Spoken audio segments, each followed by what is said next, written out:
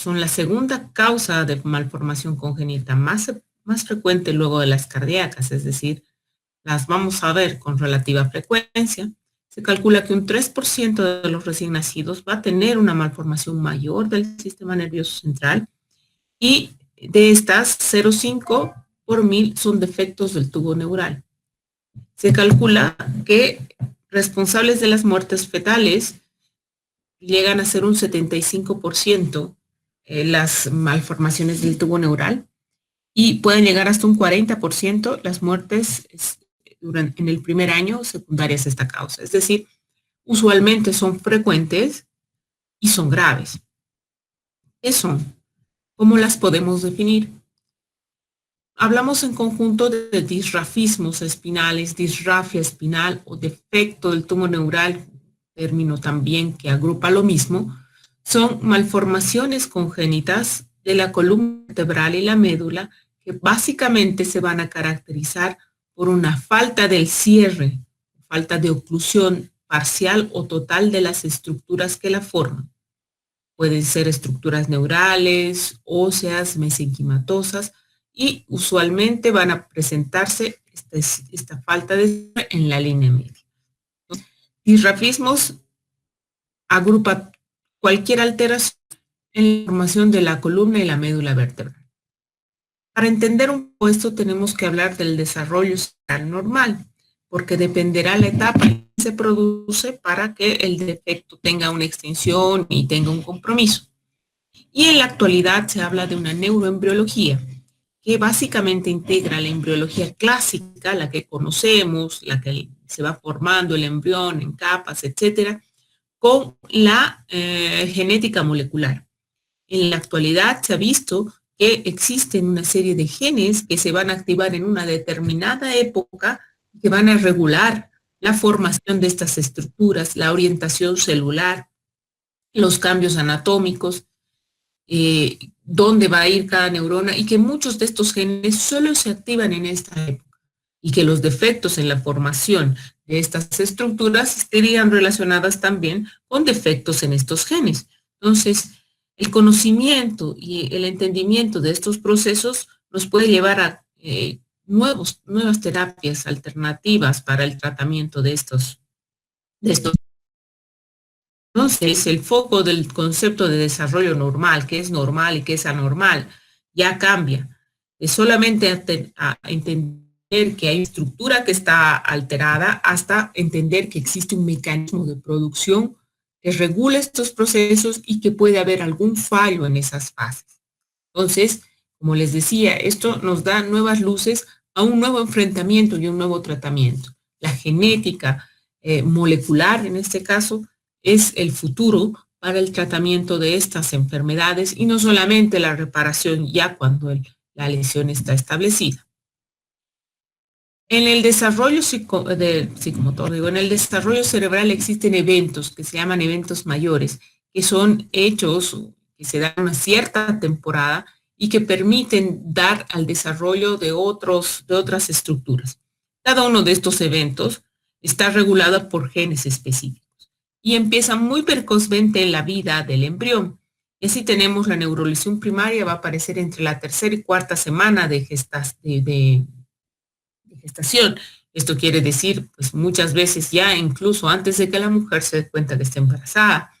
El prosencéfalo en el segundo y tercer mes, la proliferación neuronal en el tercer y cuarto mes, la migración neuronal en el tercer a quinto mes, la organización es postnatal, 5 meses de embarazo hasta los años posterior, y la melanización, que es un proceso que empieza en el recién nacido y no se sabe cuándo termina en realidad, pero se da una idea que es después de los 33 años. Es decir, que el sistema nervioso central tiene uno de los más largos de cualquier órgano y hace que también sea más complejo a veces entenderlo y puede estar sujeto a distintas variaciones a lo largo de su formación. Entonces vamos a partir con el primer evento, que es la neurulación primaria. Y esto, como decíamos, empieza alrededor de la tercera, cuarta semana. Al día 14, conocimiento de embriología, el embrión tiene dos capas, uno que se llama epiblasto y una que se llama hipoblasto. ¿Ya? Entre los 15 al día siguiente de estos 15, 16 días aparece un engrosamiento en la línea media, en la superficie del epiblasto, que se llama la línea primitiva. Esta línea va a dirigir hacia dónde va a ser la porción caudal, dónde va a ser la porción medial del embrión. Y también aparece un otro engrosamiento que es la placa de la notocorda, la área de la notocorda. Entonces, los eventos posteriores, al día 16 aparece una situación que es una de las más importantes en tu vida.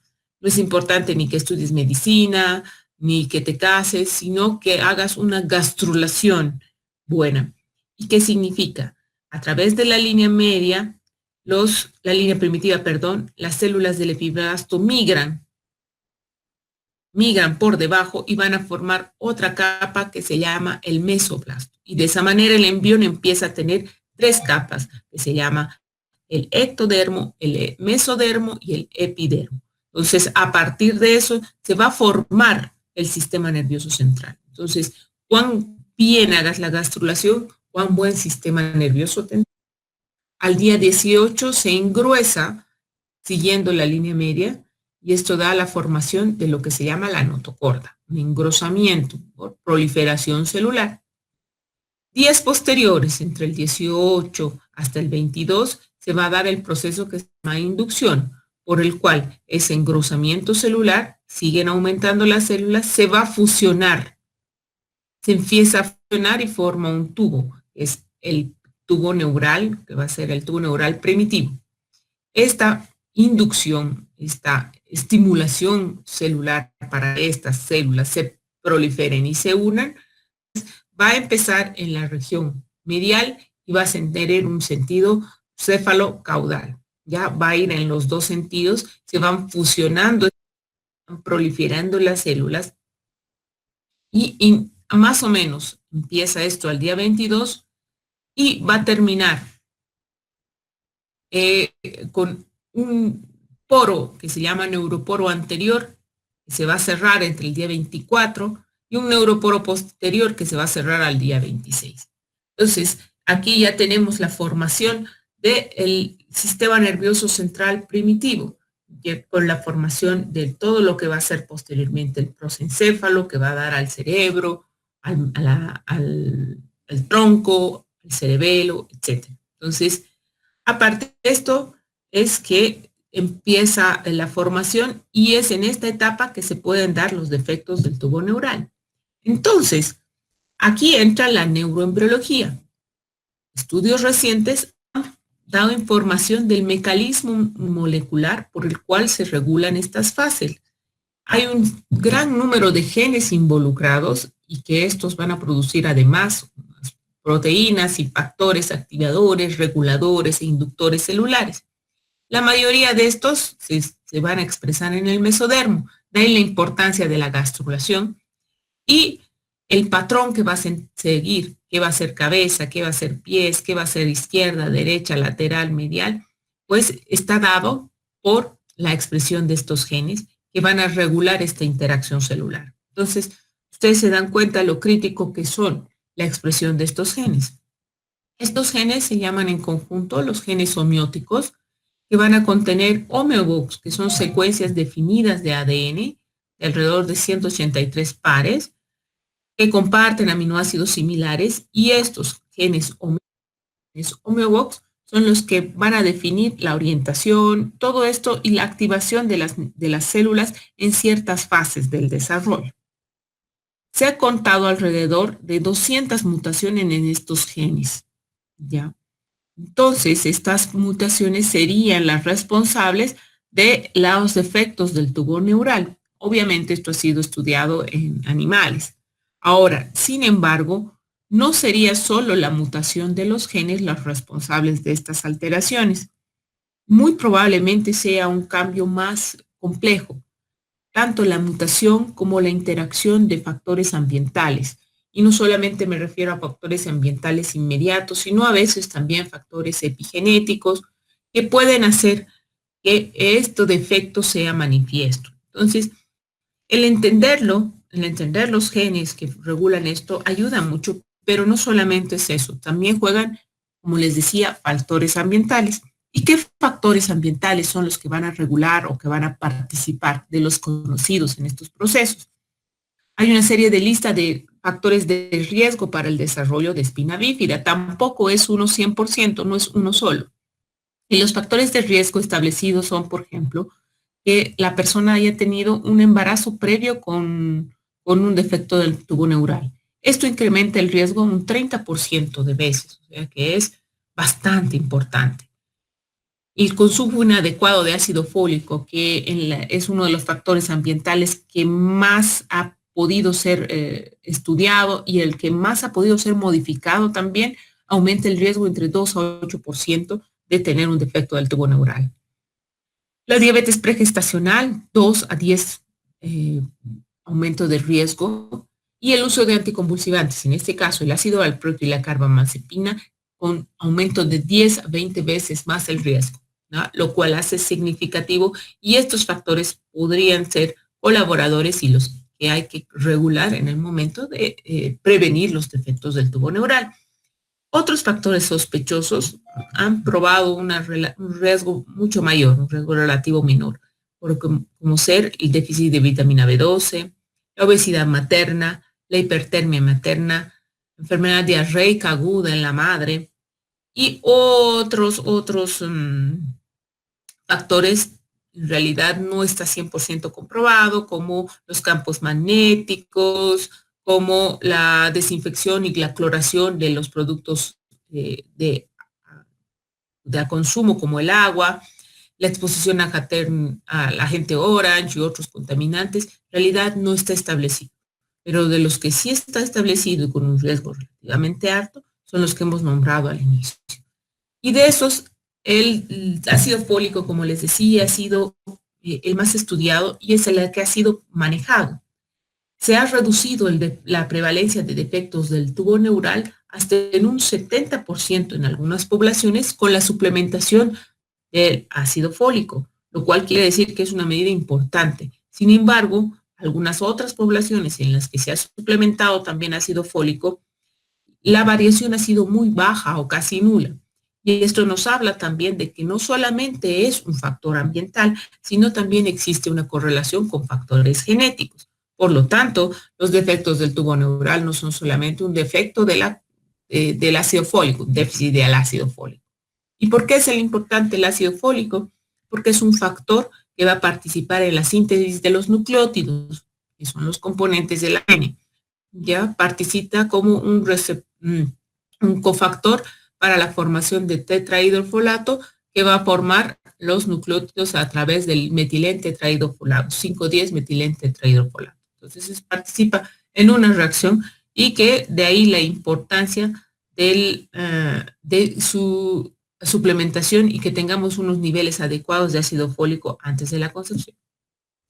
¿Cuán frecuentes son los defectos? Habíamos dicho que es una causa importante de mortalidad y de malformaciones congénitas, pero las incidencias van a ser variables de acuerdo a los países. Por ejemplo, en Estados Unidos se calcula una incidencia de 5 por 1000, pero en China e India puede llegar a 10 por 1000, o sea, es bastante más frecuente. Aquí median factores poblacionales y también nutricionales, la suplementación de ácido fólico. En nuestro país no tenemos una estadística clara, tampoco realizamos suplementación de ácido fólico de manera rutinaria. Sí se hace cuando la mujer está embarazada, pero no se hace preconcepcional, que sería lo ideal. Entonces no tenemos unas cifras claras, pero nuestra incidencia debe estar alrededor de 1 a 3 por 1000, ¿no? Eso es una incidencia relativamente alta. ¿Cómo se clasifican los defectos del tubo neural? Bueno, estos pueden aparecer a cualquier trayecto del defecto. Hemos dicho que inicia su cierre en sentido céfalo-caudal. Entonces, en cualquier punto del defecto puede ocurrir una falla en el cierre. Sin duda alguna, las fallas en el cierre del neuroporo anterior son las más graves. Y de estas, la más grave es la anencefalia. Cuando no se cierra todo un segmento grande, desde la línea media hasta un neuroporo, pues ocurre unas la situación que se llama craneorraquiesquisis, que muchas veces son pacientes que nacen muertos, mortinatos o son incompatibles con la vida. Si existe un cierre de una parte también del neuroporo anterior, puede producirse una iridencefalia, que es una falla completa del cierre, pero a veces está cubierta por piel y eso hace que pueda tener otro tipo de expresión, tipo de manifestación, y está también dentro de la falla del cierre del neuroporo anterior, el encefalocele, que tiene sus propias características y que vamos a ver más adelante. Las fallas del cierre del neuroporo posterior o de la línea media para abajo corresponden a lo que sí se llama la espina bífida. La espina bífida o los defectos del tubo neural más conocidos.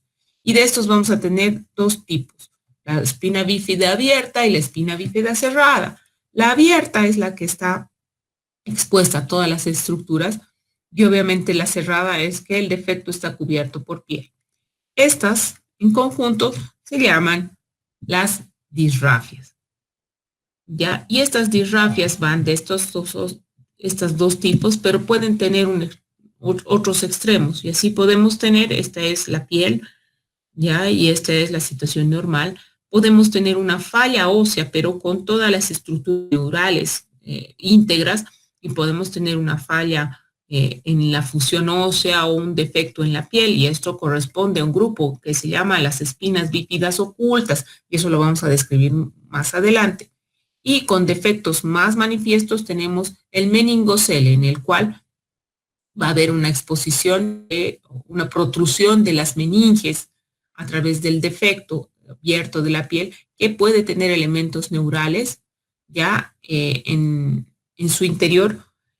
Puede este defecto estar cubierto por piel o puede ser un meningocele también abierto, ¿no? Abierto, en el cual puede haber estructuras neurales en su interior. Y el mielomeningocele, que sería la disrafia compleja, en el cual está falta de fusión a la piel, hay un defecto en la piel, ¿ya? Y también hay una falta de fusión a nivel medular. Y el defecto puede incluir las placas medulares, la notocorda, la placa medular. Y este puede estar parcialmente cubierto por piel o definitivamente sin formación de piel. Y el espectro más severo de esto sería la mielorraquisquisis o raquisquisis, que ya lo habíamos visto antes, en el cual prácticamente no se fusiona ni el tubo, queda abierta y expuesta hacia el exterior sin cobertura de piel, sin formación de hueso y sin formación de elementos vitales. Entonces, este es el espectro de afecciones que pueden aparecer y que se conocen en conjunto como espina bífida. De los más graves, la anencefalia, que es una falla del cierre del neuroporo anterior, que puede ser expuesto todos los elementos o a veces cubierto con piel. Y pues se da muy precozmente en la vida, como decíamos, la fusión empieza el día 22 y aproximadamente el día 24 es que pues, se debería cerrar el neuroporo anterior. Una variante viene a ser el encefalocele, que aproximadamente el tiempo de producción es el día 26, en el cual existe una fusión de las estructuras, pero hay una protrusión de meninges a nivel del neuroporo anterior, que pueden contener restos de parénquima cerebral o a veces es solo líquido, ¿ya? Pero existe una falta de continuidad a nivel de la formación del hueso y de la piel. Y en ocasiones puede ser que el contenido del encefalocele sea prácticamente toda la masa encefálica, ¿ya? Y esto hay un gran defecto y no haya dado lugar a la formación de la cavidad craneana. Este se aparece igualmente al día 26. Y están al otro extremo las disrafias, como les decía, que son los defectos básicamente de la formación en la parte inferior del neuroporo posterior de la médula. Y en las disrafias pueden ser abiertas o cerradas, abiertas en el que el defecto está expuesto hay una solución de continuidad, está expuesto en la piel, y cerrada en que está cubierta por piel. Las abiertas representan un 20% de los casos y las estructuras nerviosas y meningias se encuentran comunicadas con el exterior. ¿Ya? Estas usualmente requieren una reparación quirúrgica inmediata.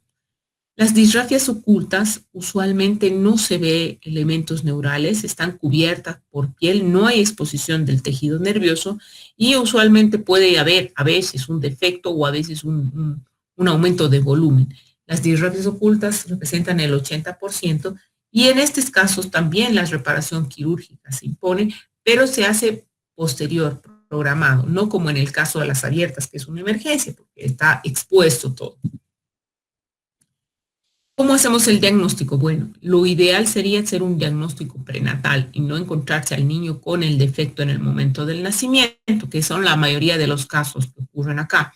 El diagnóstico prenatal se puede establecer ya desde las 25, 26 semanas, incluso antes, por la medición del nivel de alfa-proteína sérica.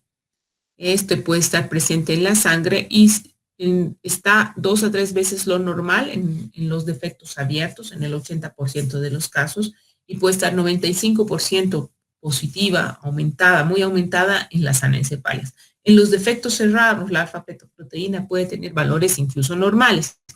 Entonces, otro de los elementos que puede ayudar para hacer diagnóstico es la acetilcolinesterasa en líquido amniótico. Se miden y si existe, si está presente, habla de presencia de tejido nervioso expuesto. Obviamente los defectos expuestos tendrán positiva del TEX, los cerrados puede que este valor también sea negativo. Y sin duda alguna las imágenes son los más sensibles para el diagnóstico. La ecografía, que puede manifestar ahora las ecografías más modernas, 4K, puede manifestar el defecto claramente visible.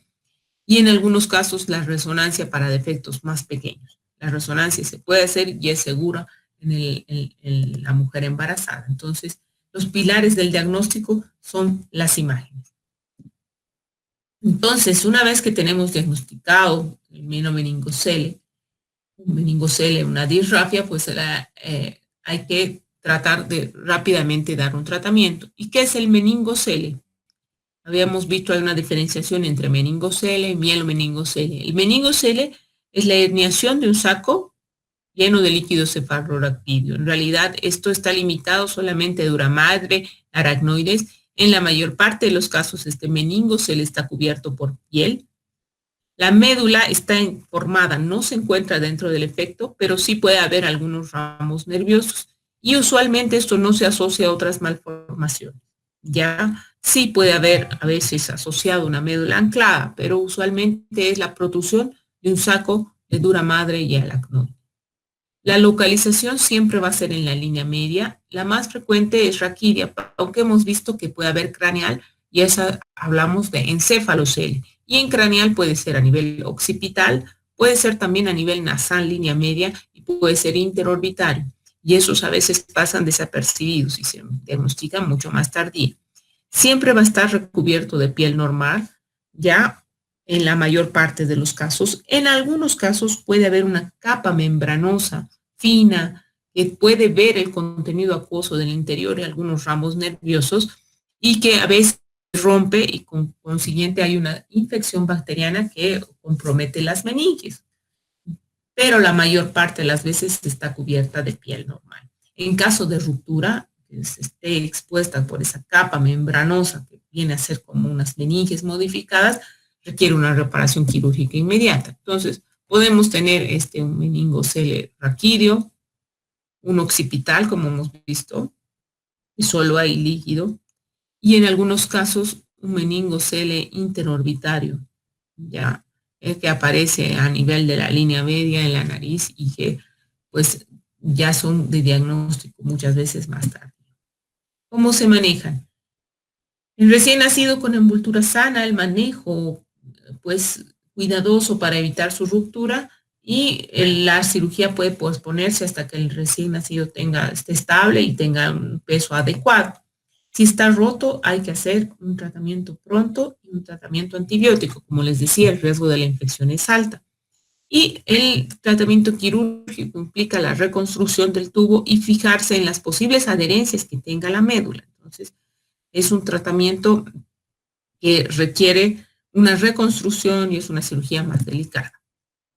La otra variante es el mielomeningocele, en el cual hay una falla en el cierre del tubo neural posterior. Esto se ocurre al día 26.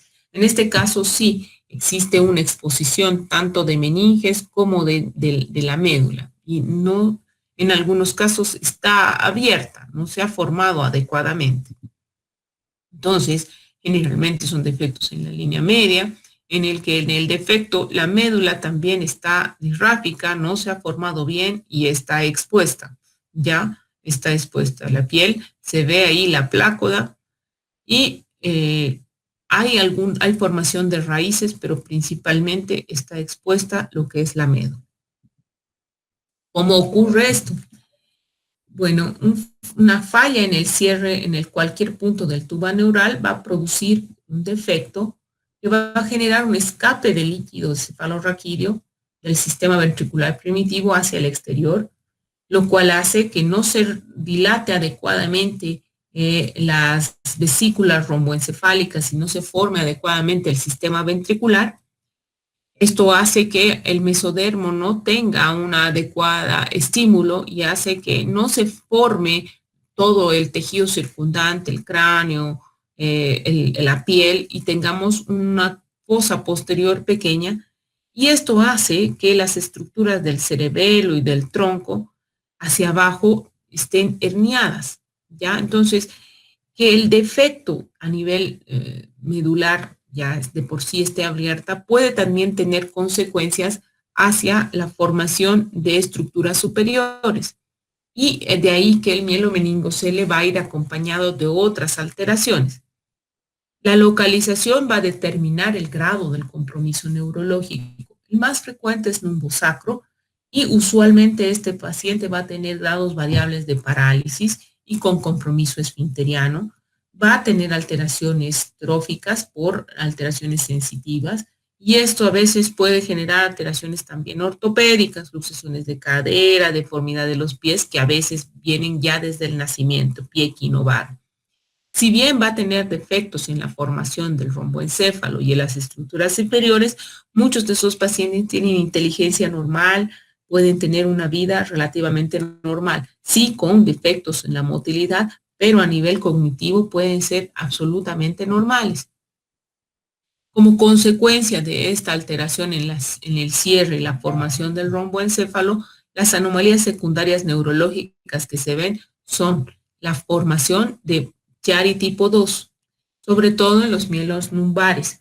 Entonces, ¿qué ocurre acá? Como les decía, la fosa posterior es pequeña y todas las estructuras se hernian y esto produce un colapso del cuarto ventrículo y esto genera muchas veces que el paciente pueda tener aquí herniada, alteraciones respiratorias, compresión del bulbo y tener problemas a medida que va creciendo y también va a generar una obstrucción del cuarto ventrículo, ya del drenaje adecuado del líquido cefalorraquídeo y vamos a tener una hidrocefalia secundaria. El 70 o 85% de los casos van a tener una hidrocefalia secundaria.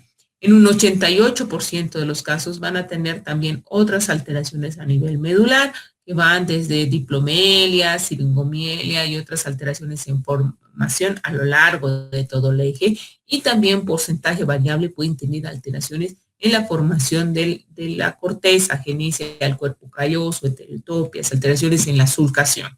Es decir, si bien pueden tener una inteligencia normal, hay que estar atento a estas posibilidades de malformaciones secundarias. Y como les decía, los otros problemas van a ser las deformidades en las extremidades, alteraciones tróficas en las extremidades y un aspecto muy importante es la disfunción urinaria. La mayor parte de estos pacientes, sobre todo con defectos altos, lumbares, lumbosacros, van a tener vejiga neurogénica, van a tener alteraciones en la continencia, incontinencia urinaria. En el 90% de los casos esto está presente y si no es manejada adecuadamente puede dar complicaciones renales que incluso comprometen la vida del paciente. Hidronefrosis, reflujo vesiculolateral, infecciones recurrentes y hacen que el paciente pueda tener después una falla renal y obviamente condenado a un trasplante renal. Entonces, desde el primer día hay que estar atentos al manejo de la incontinencia urinaria. Esto es una pregunta que siempre hacen los ven un paciente con un defecto a nivel lumbar. Entonces, ¿cuál es la probabilidad de que camine? Va a depender de la altura del defecto. Generalmente los defectos sacros, S2, S3, S4, van a deambular sin ningún apoyo ortopédico. Ya ellos van a deambular. Sí, la continencia urinaria va a estar afectada, pero la deambulación no. Los defectos que nivel L5, S1 van a tener igual deambulación con o sin apoyo ortopédico, pero no por tramos largos, o sea, va a tener cierta dificultad. Los lumbares con nivel L3 y L4 deambulan ya con aparatos ortopédicos o con muletas, van a necesitar un apoyo. Y los defectos lumbares más altos, en realidad es muy improbable que caminen. Cualquier defecto por arriba de D12, L1, L2, es muy improbable que camine. Entonces, esto es importante también para conversar con los padres. Si bien la fisioterapia y la rehabilitación pueden ayudar, de hecho tenemos que hacerla, puede que por el compromiso la marcha se vea comprometida. ¿Cuál es el tratamiento del mielomeningocelo? El manejo es multi-interdisciplinario. Hay que ver la posibilidad de que el tratamiento sea lo más pronto posible, ¿ya? Como les decía, hay que determinar el nivel de la lesión, el desarrollo psicomotriz y las malformaciones asociadas en el niño. Entonces, como un flujograma de actuación, lo ideal sería que tengamos un diagnóstico prenatal de este niño para prepararnos y hacer toda una preparación. Existe también la posibilidad de una reparación prenatal.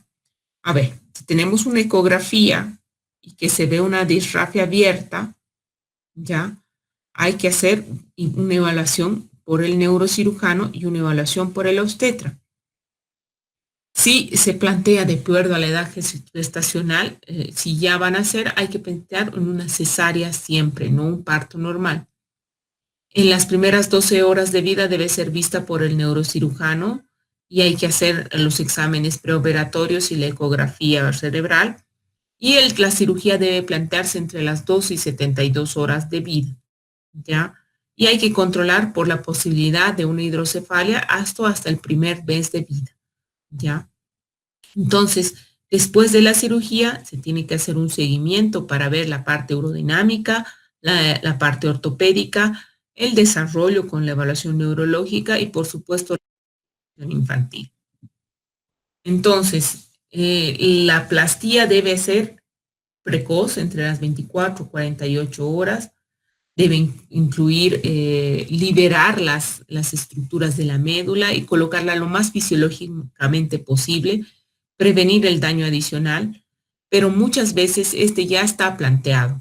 Se dice que la exposición del tubo neural líquido amniótico, de las raíces nerviosas al líquido amniótico, es la que producen el daño neuronal y aunque lo reparemos, muchas veces no es posible una reparación completa. Entonces, se ha planteado un tratamiento quirúrgico intraútero, la cirugía de los defectos del tubo neural intraútero.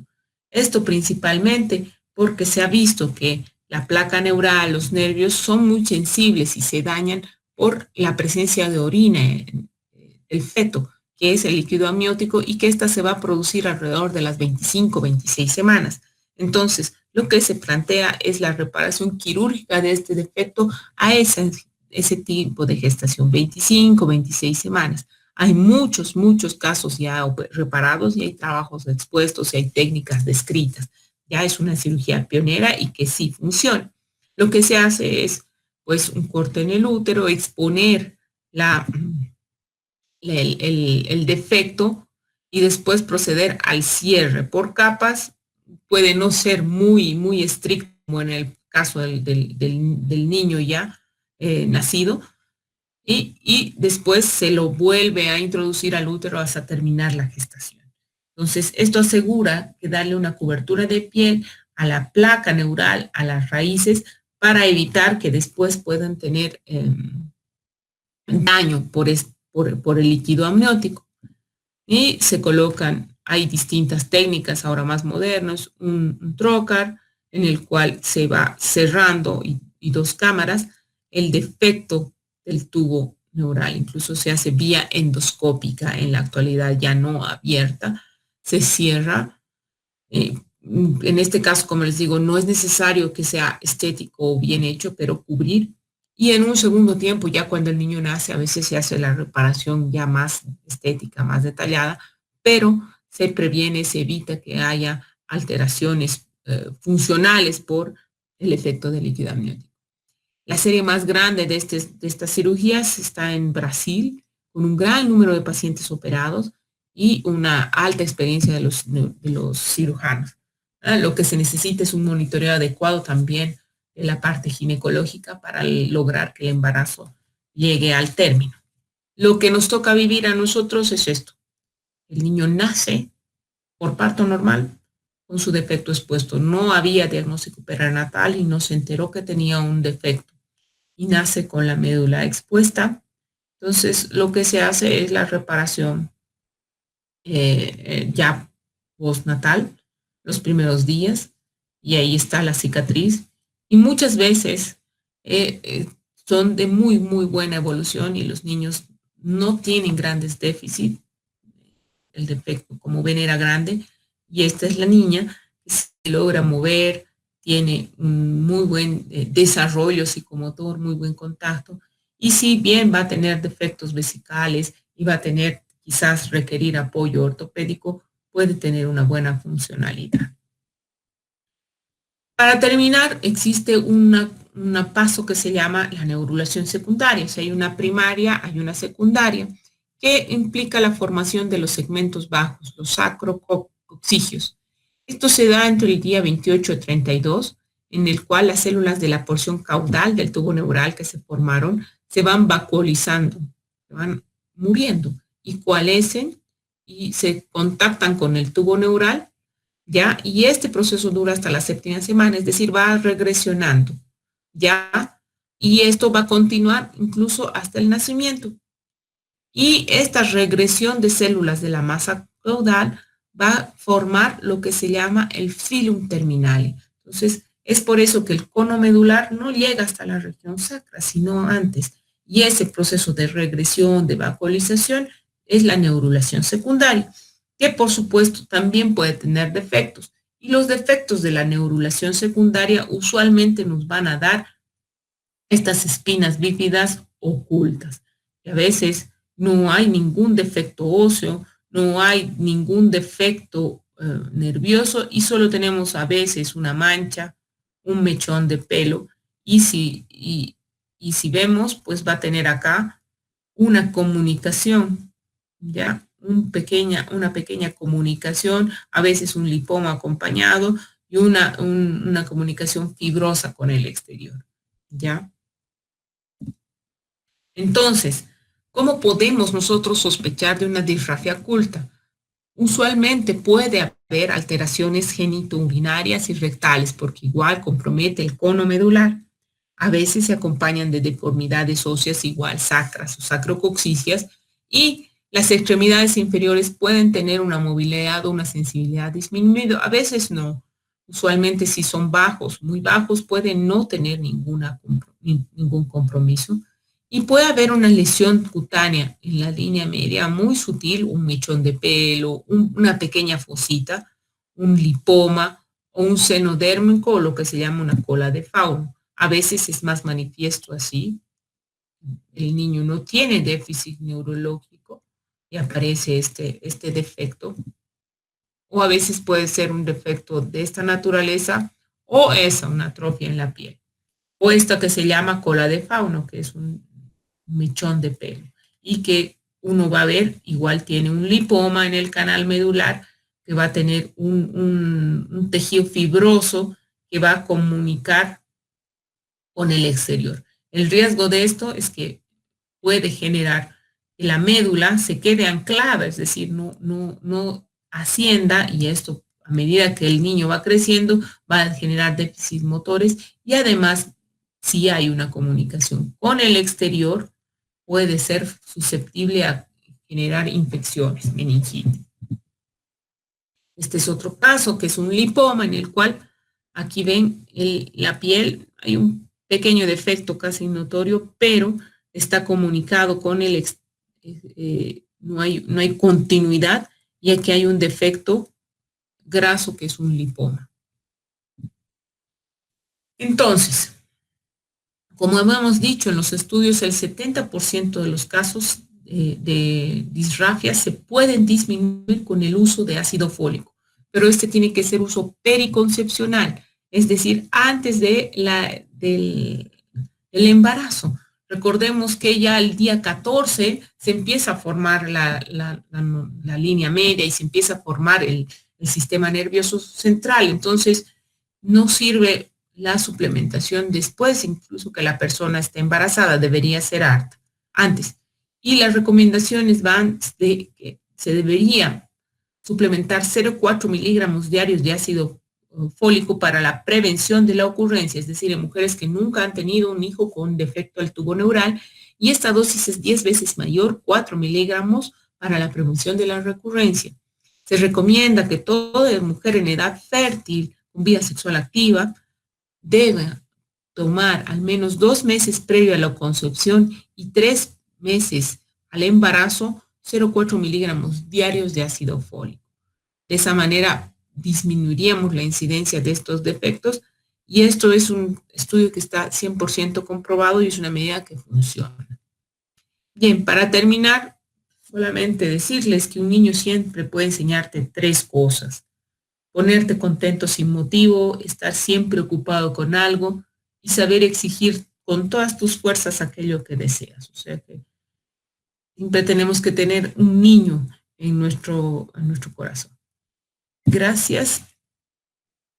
Y